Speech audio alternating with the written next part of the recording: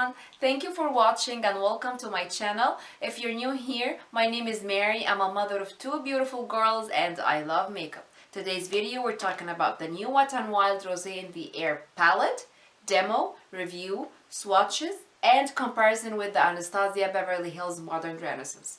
Before you go, if you like the video, I hope you subscribe, hit the notification bell, share the video, and let's get started. First of all, I look so weird without my eyeshadow. Let's address the elephant in the room. My complexion, makeup, like my foundation and stuff, doesn't want to blend. I don't know, it's sitting on my skin. I feel like I have texture that I don't see when I don't have makeup on. I don't understand. And I actually used two different foundations because I did my makeup twice, and something is going on wrong. Even I changed the skincare and it's still doing the same thing. I don't understand. It's like, okay, it's driving me crazy. I hate it. Anyways, I'm going to start by the makeup application, like to see how... Oh, I don't have earrings on. I'm gonna put on my earrings and be back. Maybe this way nobody will notice the mess on my face. Anyways, I'm going to start by actually doing my eye makeup with the two palettes, and then we'll do the swatches. How about that? Because I'm going to pick up my daughter in, let's say, 20 minutes, and I don't want to go out looking like that. So what I'm thinking here, I want to use the two star shades over here, which are this magenta shade and the orange shade. So I will start with this shade in the Wet n Wild palette, and I will mix these two in the Anastasia. Are you ready to know which eye is going to be Wet n Wild and which one is going to be Anastasia? If I don't have a duplicate of the brush, I'm going to make sure it's completely clean. Wet n Wild is going to be on my right eye, and maybe this is the left for you, but it's this eye right over here. I will have this in my hand for the mirror, but right now I'm using the Wet n Wild. And I'm going a tinge above the crease. And I have my primer, not primer, I don't use primer, I use my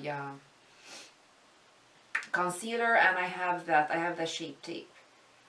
And I set it with the loose powder, so my eyelids are ready for my shadow. Not a lot of fallout, just a tiny bit. And to be quite honest, it doesn't bother me. Again, I'm cleaning the brush. And clean brush, as you can see. Anastasia, and I'm mixing raw sienna and burnt orange. And going on this eye, my left. First thing,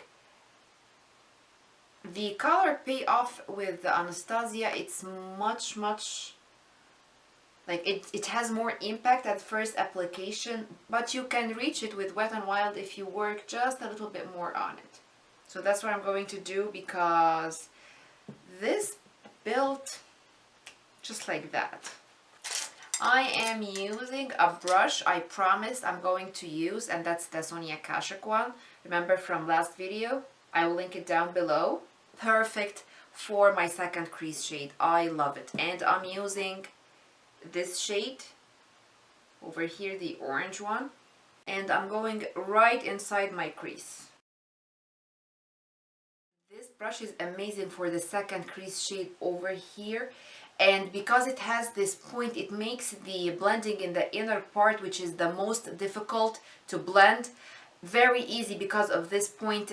And by now I know that I can achieve the same look, or hopefully I will, but the color payoff from Wet n Wild is not as strong as the Anastasia, so from the first get-go I will try to build it more before I actually move to Anastasia. Alrighty, I'm going to a clean brush. It's the It Cosmetics for Ulta the blending crease. It's clean, and I will try to soften the edges over here. It's clean, it doesn't have any shade on it. I'm just trying to soften the edges of the orange. And actually by lifting your brows up, it makes the blending really easy.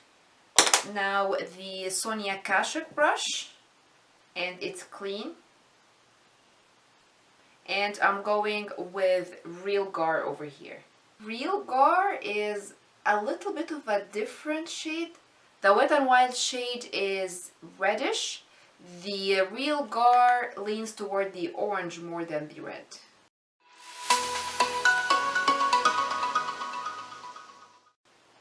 And I'm using again a clean brush to soften the edges of this shade. And what do you think so far? It's slight differences. As I mentioned before, I want to use this magenta shade over here and the orange. So we're done with the orange. Let's incorporate the plummy shade over here. I have the Sue Susan brush. I got this in Ipsy.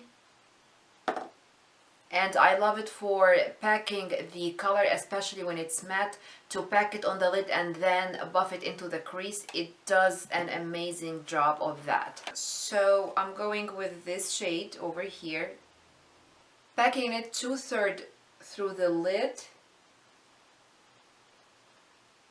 and then buffing it into the crease. You know what I decided to do? I decided to use a mirror from another palette so I don't confuse you. So it's not as vibrant and as in your face applying it on the eyelid as it appears in the actual palette. So I'll try to build it. At this point, I feel I completely lost the orange shade. So I will use the same Sonia Kashuk brush. What I'm going to do is bring back this shade to life. I'm going back with the plum shade. I will apply the Anastasia and see if it's like more pigmented. I'll try to build this a little bit more. Clean brush. And I will work with Venetian red over here.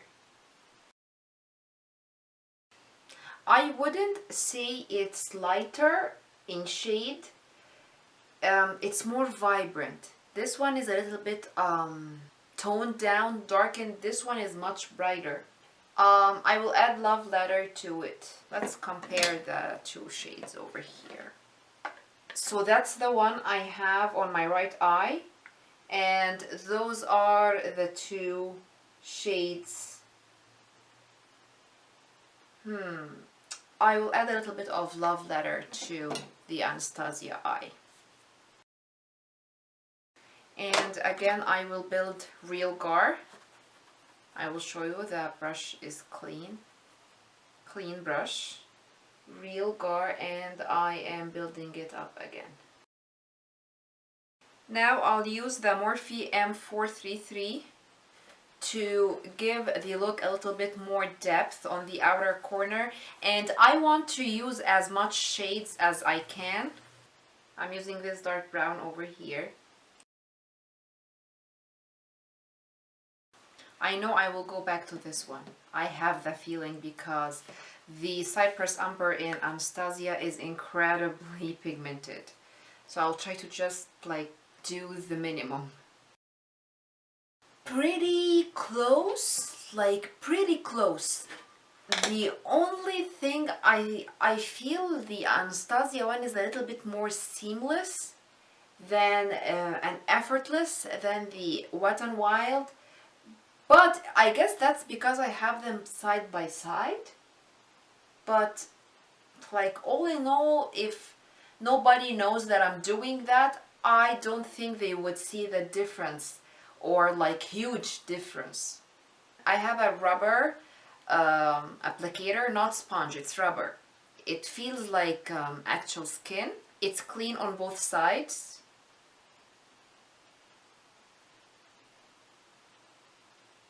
I'll be using this shade over here, the shimmer shade, and I am doing it on the inner third of the eyelid. Once I blend it, I don't see any metallic or shimmer. It's very subtle. It's beautiful and all, but it's very subtle. I don't see like wow in your face kind of shimmer shade. And the other clean side of the applicator, I'm using Primavera over here.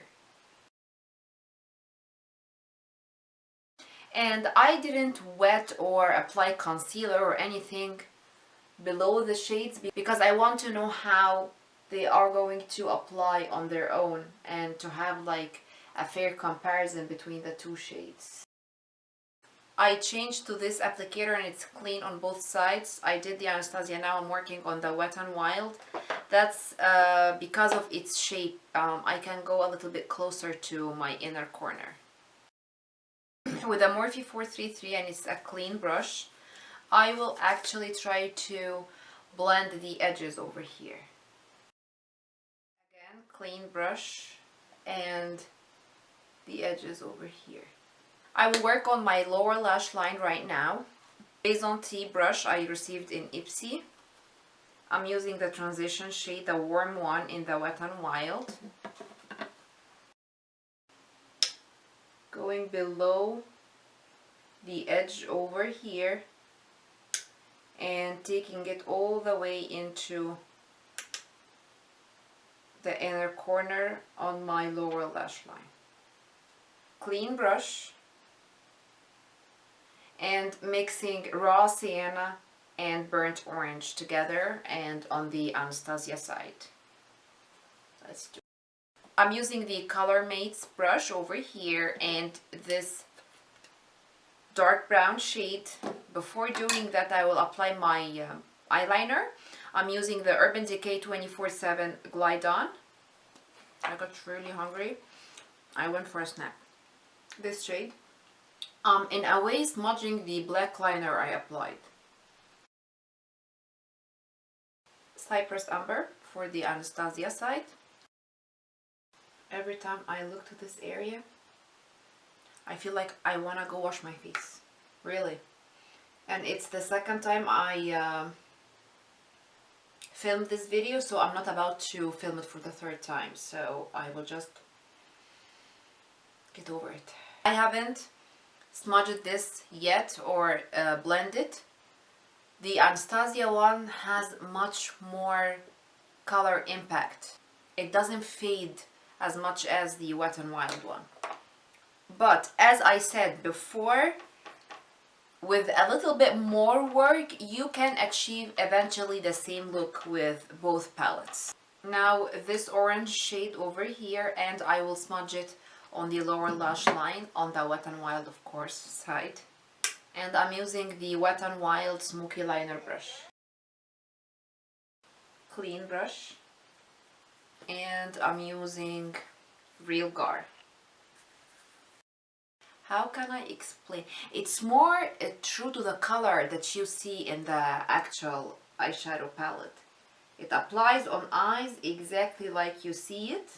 The Wet n Wild one, it's a little bit faint. It's not as powerful as you see it in the palette, but by building it up, you would reach the same effect. So that's my conclusion over here. You can achieve the same look with a little bit of building and blending. So it takes a little bit more time to achieve the same look, but eventually you will. And it's a clean brush, and I'm applying the orange color from Wet n Wild again because it's not as vibrant as the Real Gar over here. So I'm trying to achieve the same look because I will go on with my day with this look, so I don't want any differences. The two shades right off the bat, I can tell you they are completely different, but they serve the same purpose. this Bone shade over here and the Tempera one. So the Tempera one is a little bit more on the pink side. The Wet n Wild one is Bone shade, but I will use each of them to clean up under my brows. That's the base shadow brush by Real Techniques. Again, clean brush and Tempera. For my inner corner and the brow highlight, I'm using the Real Techniques accent brush, and I'm using my face highlight. And it's the Milani Strobe Light in Sun Glow.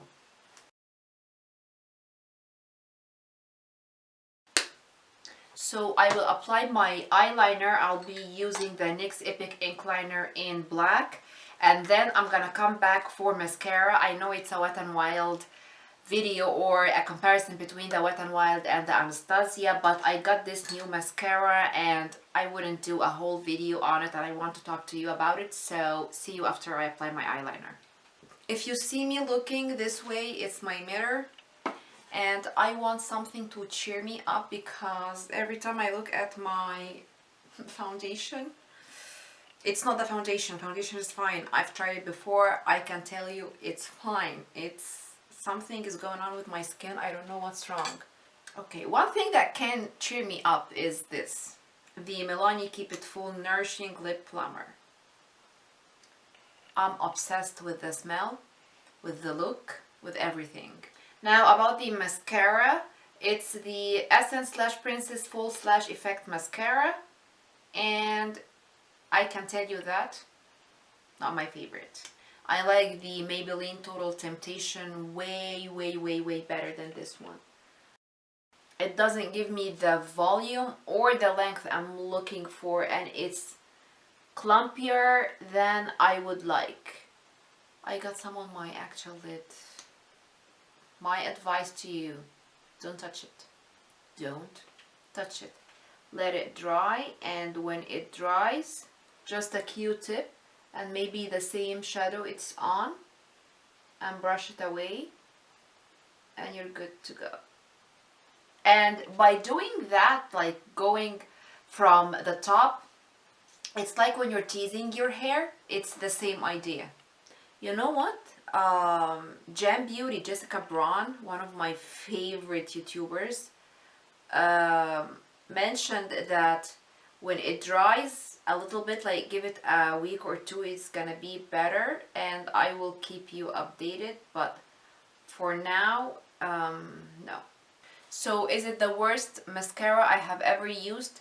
No, but I've tried much better mascaras than this. Let's get to the swatches of the two palettes. Now, right off the bat, this cool transition reminds me a lot of Warm Taupe. The warm one reminds me a lot of Raw Sienna over here, and swatched, you will see it somewhere in between the Raw Sienna and the Burnt Orange. So I mixed both of these shades to get to this shade. This Bone shade over here doesn't have an exact correspondence in the Anastasia one, but it does the same thing as Tempera over here. This shade reminds me a whole lot of Primavera. This mauvey, dusty transition, Buen Fresco. This one, Antique Bronze, Cypress Umber, Red Ochre. This one over here is somewhere between the Venetian Red and the Love Letter.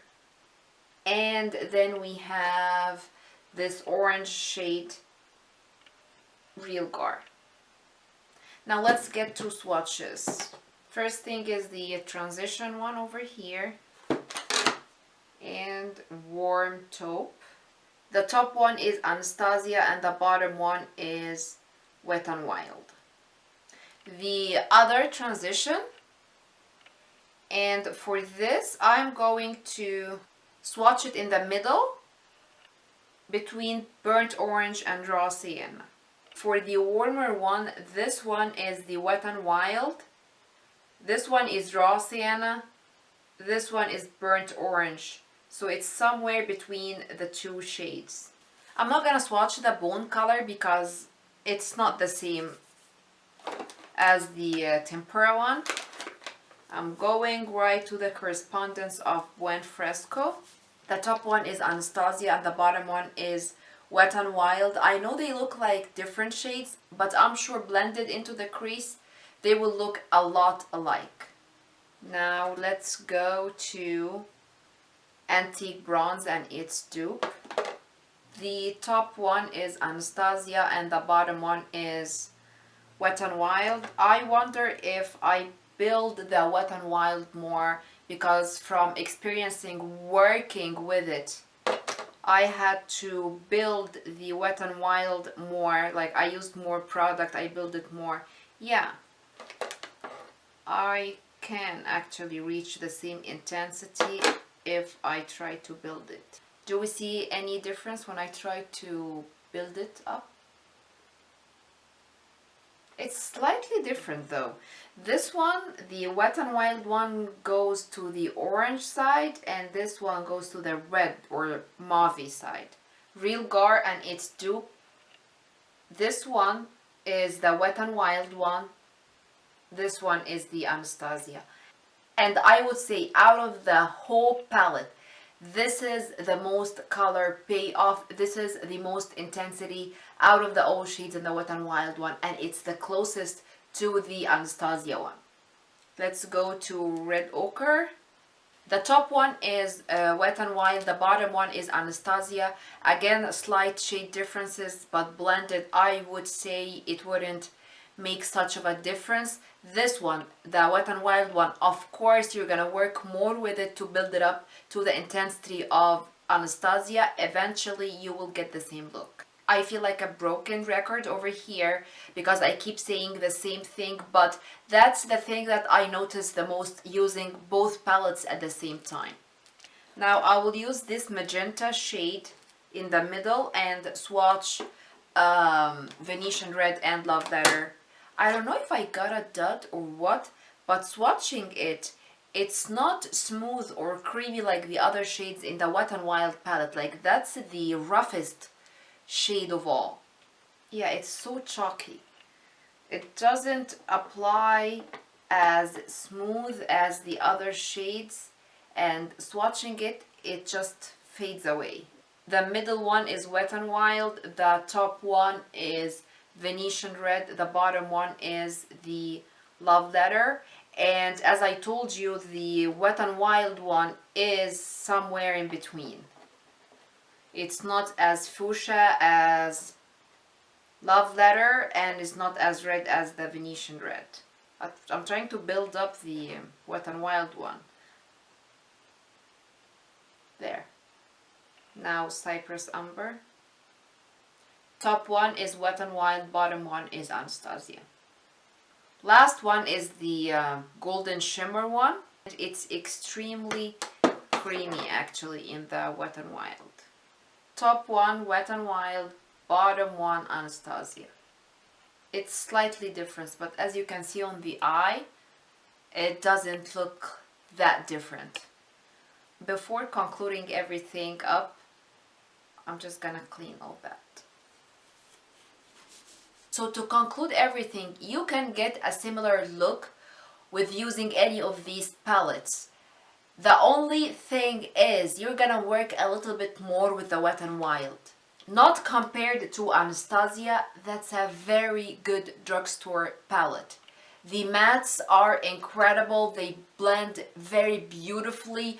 Only compared to the Anastasia one, you have to work more to get the same intensity as the Anastasia, but on its own, it's very good. It's $5 and change, you can't beat that. The mattes are incredible. So yes, more color payoff in the Anastasia one, but working a little bit more with this one, you're gonna get the same effect, the same look eventually. A dud in the Wet n Wild palette is this magenta shade over here because it's not as creamy or as smooth as the other matte shades. All in all, a very good palette.